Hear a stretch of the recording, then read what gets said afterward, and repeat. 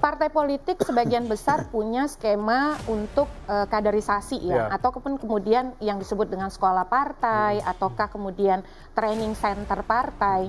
Tetapi ada juga fakta bahwa ada partai yang ada situasi di mana caleg-caleg artis ini dibiarkan begitu saja gitu. Jadi hanya sebagai pengumpul suara. Nah, jadi ruang-ruang berpolitik itu harus realistis. Misalnya sebagai contoh, satu dapil itu kalau kursinya hanya ada 10, berarti kan maksimal hanya ada 10 orang yang bisa mengisi posisi itu, kursi itu. Sementara kalau kita 18 partai, berarti dia boleh mencalonkan 100%, kan satu partai bisa mencalonkan 10 orang. 10 kali 18 partai.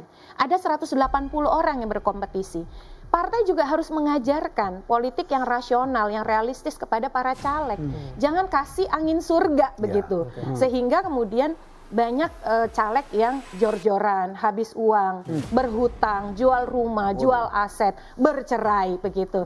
Nah, situasi-situasi realitas politik ini, apa itu sistem politik, sistem kepartaian, bagaimana sistem pemilu, posisi mereka di partai politik ketika terpilih dan seterusnya, itu harus juga diajarkan kepada para caleg. Misal begini, kita semua punya mimpi ketika kita terpilih, kita ingin melakukan ABCD. Tapi ingat, di parlemen itu ada partai politik, ada fraksi. Kadang-kadang mimpi kita itu berseberangan dengan apa yang menjadi kebijakan politik partai. Nah, ini yang kemudian juga harus jadi realitas yang diketahui oleh teman-teman artis. Mimpinya setinggi langit, tiba-tiba berhadapan dengan situasi politik yang tidak sepenuhnya inklusif begitu.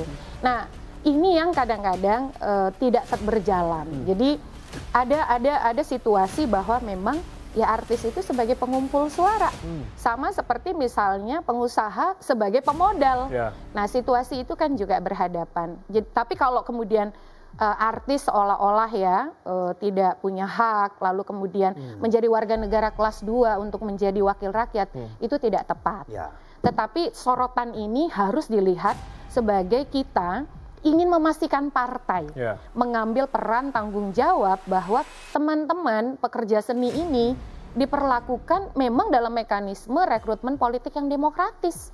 Jadi bukan sekedar dijadikan alat gitu.